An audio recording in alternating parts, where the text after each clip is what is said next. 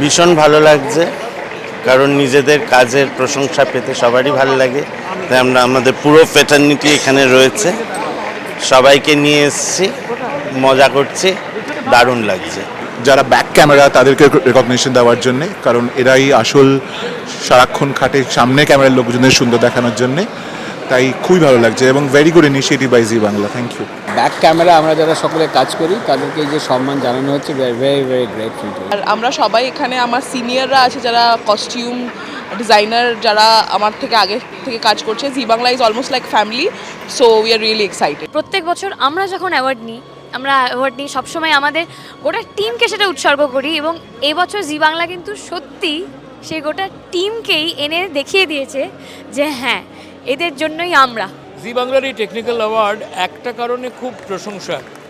আমাদের এখন এমনভাবে কাজের ডিস্ট্রিবিউশন হয়ে গেছে, সবসময় লেখকদের তো আর ফ্লোরে খুব একটা যেতে হয় না।